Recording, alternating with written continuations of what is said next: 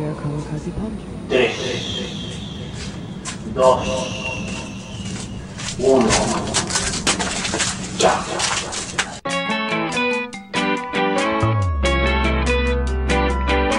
I don't know who you're bothering. Last time you came, I was tired. You were between a crowded door. Recently, in one of the last episodes, we were presenting the animations of John Andrews.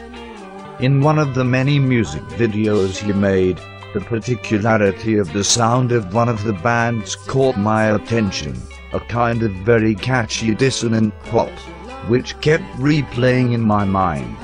I looked for them on the internet, I listening to them, and today they are here with us.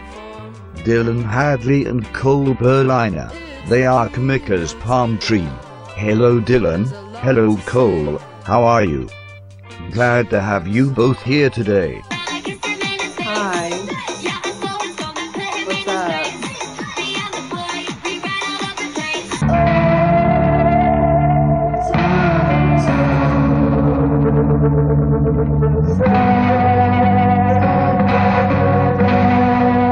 The oldest thing I found to listen to by Kamikaze Palm Tree was on your Bandcamp, and it's an EP called The Hand Faces Upwards, recorded in Cole's basement.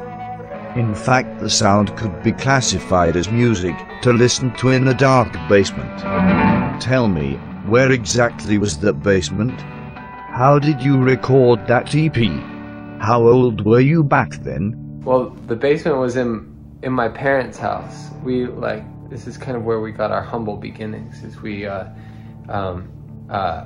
there's like a downstairs area, and that was like our first practice space in San Francisco. Was just like the downstairs area in my parents' house, and yeah, that's where we used to get wild, do all, and that's where we recorded the whole EP. We did all kinds of crazy, like, messed up stuff too. Like, to record the vocals, we put a mic in front of two, like, Rocket KRK speakers, like studio monitors, like pointing at each other, and the microphone was just in the middle between them, and like nothing was isolated or anything. So it was all like all the sound was like swirling in on itself and whatnot. I haven't even like listened to that since we put it up on there. I don't even know if it sounds good, but I think we're like 17. Yeah, we're young. We're like really young. Yeah. 17 years, you were very young. I found a video of a show from that time, 2016, where you cover Led Zeppelin, Going to California. I love that song. Let's see a little. Going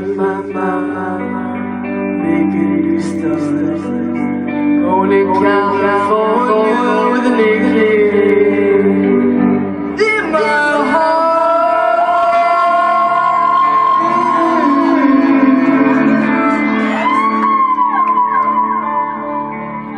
Took my chances on the beach. Never let me tell you that they're all.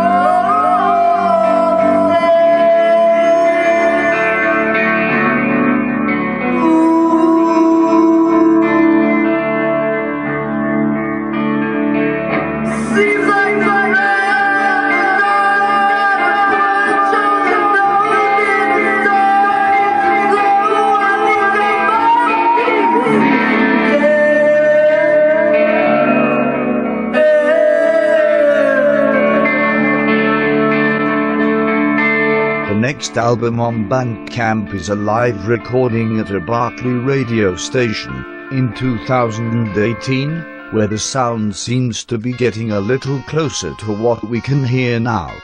The band included a sax and even a harp. What could you say were your influences at that time? Someone said about that record that it sounded at times like the Velvet Underground doing spiritual jazz. For Live at Calyx, I can't really remember what we're listening to at that time. I mean, maybe the Velvets, but like I don't know. I don't think I've listened to that one since we uploaded it either. So it could be like really bad. I have no idea. But yeah, I don't know. I feel like it was just like, it seemed fun to like have a harp and like sax player. We've been friends with Abby Lim Kimberg for like a really long time, so it felt like a cool opportunity to play with her. And then same, I connected with Justin Tomlin like online. Someone said to hit him up for sax, so it was really fun playing with him as well, but I can't like really remember much about it, honestly. Wow.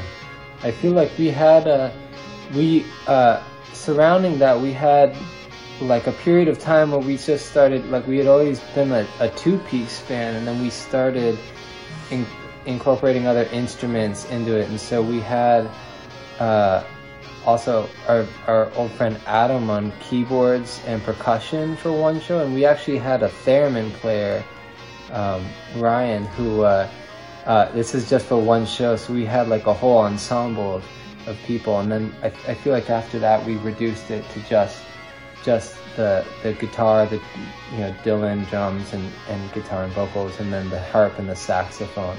So yeah, maybe we were just experimenting with a couple different flavors, Yeah, and then after that show we did just play as a three-piece with Adam Wilson for a long time, and yeah, so that was really fun as well. But now it's kind of turned into a four-piece.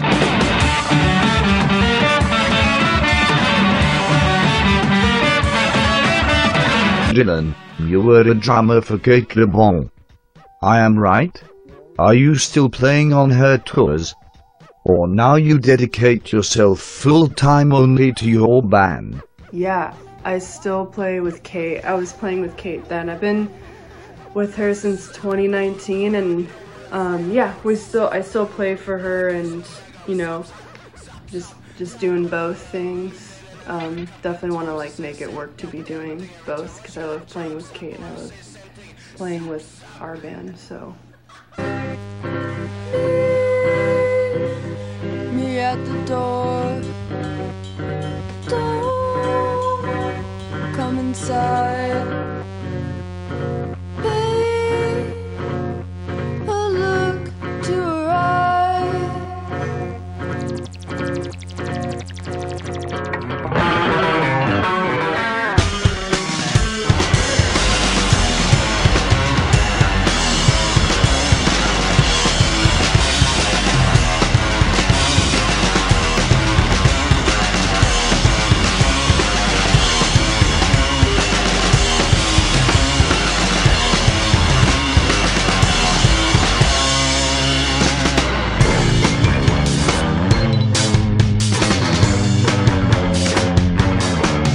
In 2019 you released the band's first LP, Good Boy.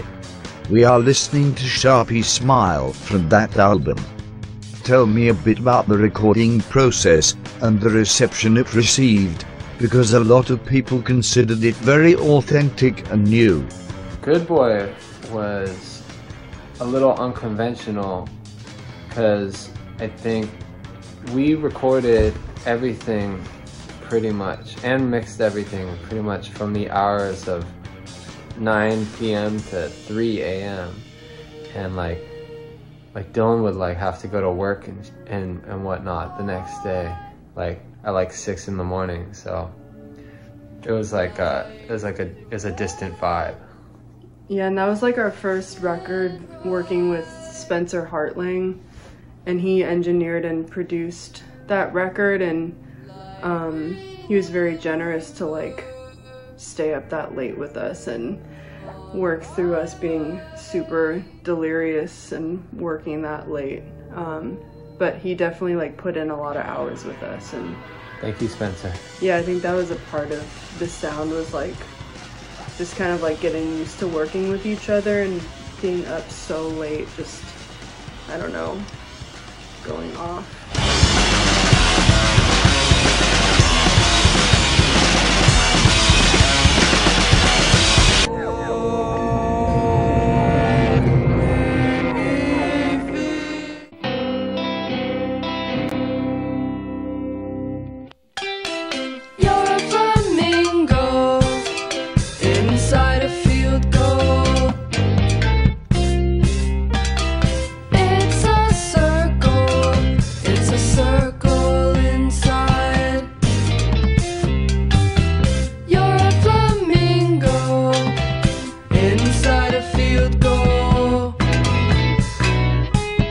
finally in 2022 you released your last album, Mint Chip.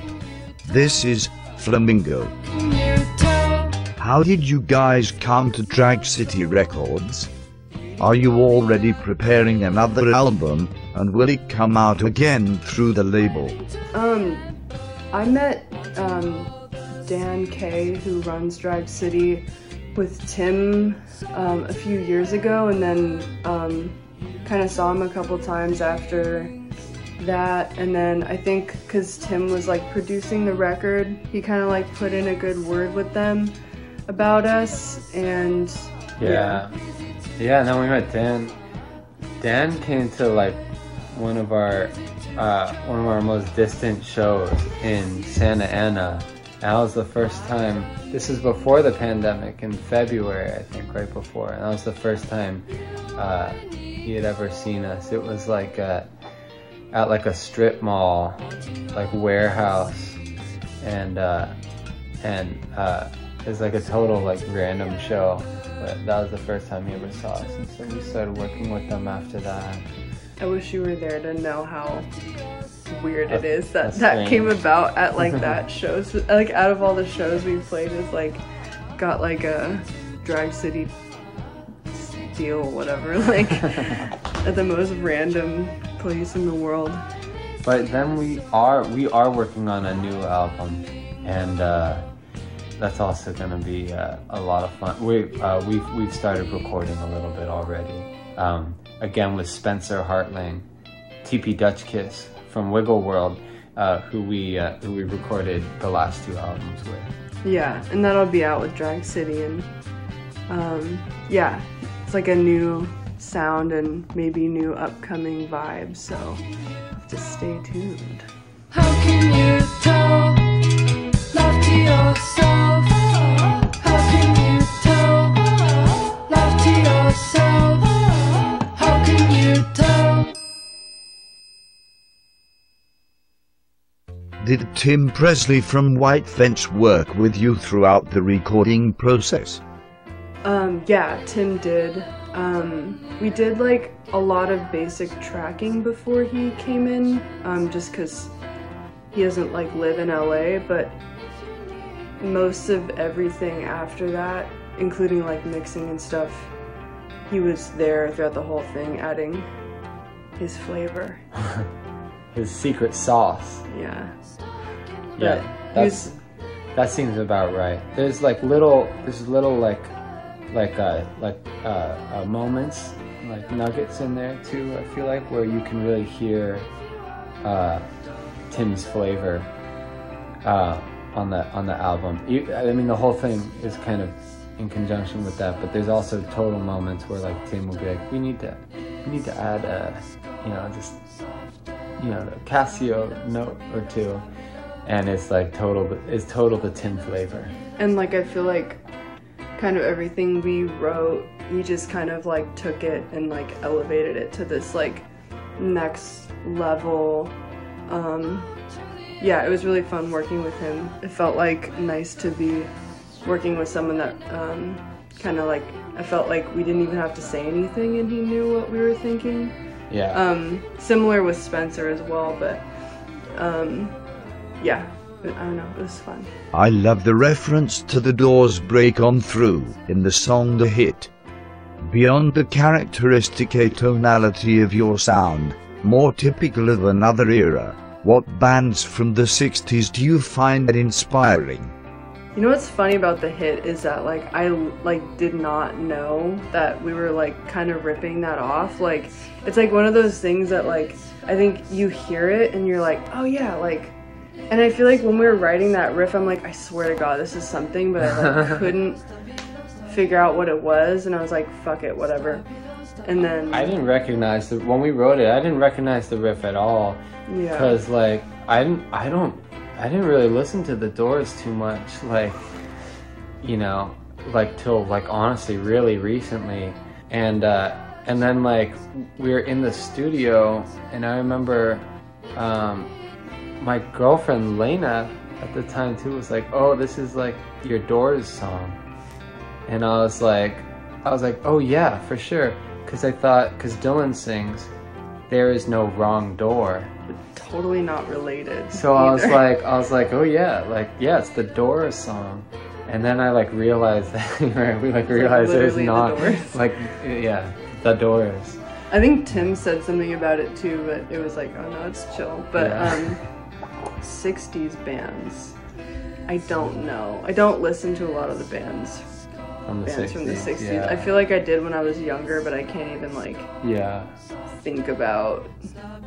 Yeah. Like I feel like more like, I don't know, like 70s style. But honestly, I feel like when we were making Mint Chip, we were listening a lot to Slap Happy and Mayo Thompson and Anthony Moore, so I kind of don't know how the hit came about because we kind of weren't listening to anything like 60s psych stuff, I guess. But so I don't really know.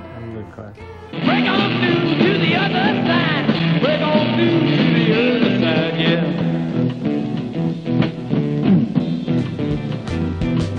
We checked out records here.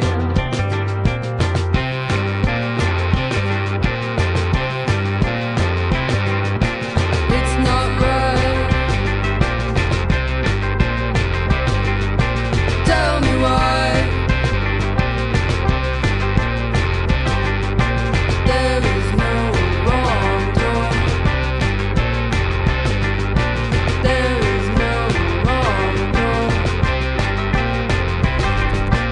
One down, one down. One more time and I can see you. If you look through, it's a back. Turn around, you're so kind. Put your socks on, hold your vibes.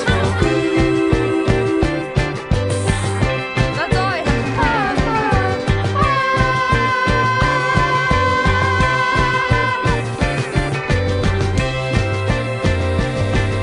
After Mint Chip, you started to tour a lot, right? You opened tours for bands that have a lot of audiences like Wilco or King Gizzard and the Lizard Wizard. Tell me a bit about how that was. The tours are really fun. We did Wilco first, and I think we just got really fortunate to do those shows, and how nice everybody from both those bands are. Wilco's crew was really amazing, and all the members of the band were really amazing and kind to us and really accommodating, and same with Gizzard. It was just a lot of fun, and felt we were really well taken care of, and obviously a great opportunity. Yeah, that was fun. It was definitely some of the biggest shows and audiences I feel like I've ever played, at least, too. And definitely as a band, it's the biggest that we've ever played. I understand that the most important member of the band after the two of you is someone named Bongo. Can you present it to the public? How does Bongo exert his influence on the music of Kamikaze Palm Tree? Miss Bongo, unfortunately she's not here right now. She's unavailable. She's unavailable at the moment, so we can't show her to the public, but she's everything. She's all over the Instagram. She's the one posting everything. Yeah. But and writing everything. Yeah. She's our little treasure, our little inspiration. Little nugget of distant happiness.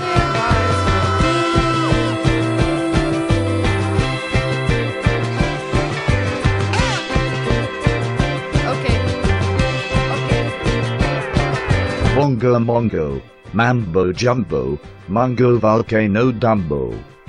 Well guys, thank you very much for being here tonight sharing your music with us.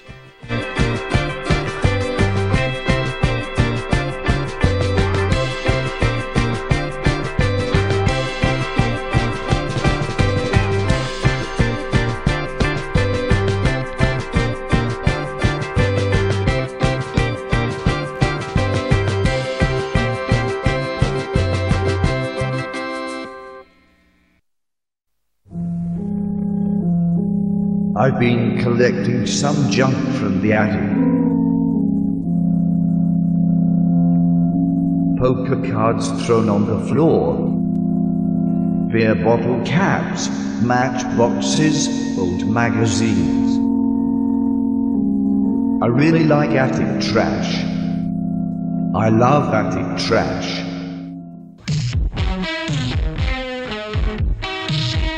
With all this crap, I'm now doing the Contributor Mixtapes series. Do you want to collaborate with the survival of this show? Buy one of these limited edition tapes. The first of 5 mixtapes from Midnight Music Review in the Attic Season 1 is out now, featuring music from all the guests we had for the first 6 episodes.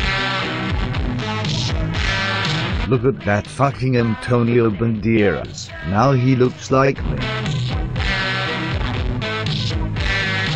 Let's draw him a bottle of beer. Hand-painted tapes that sound like the music is coming from a locked attic. The box is protected by a thin film of Dracula's semen, to last forever. The set list includes our guests, Green Sahara, Zach Phillips, Zuli Adler, Kurt Weissman, John Andrews. The tape comes wrapped in a piece of my favorite rag. And it also includes the cap from the last beer I drank. It also includes this beautiful drawing, a unique edition of a series of 5. Beautiful exotic attic junk.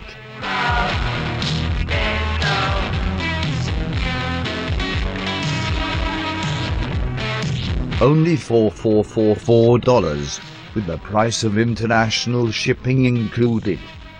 If you want it, write to my email, or send me a message on Instagram. Hurry up because it will disappear very quickly.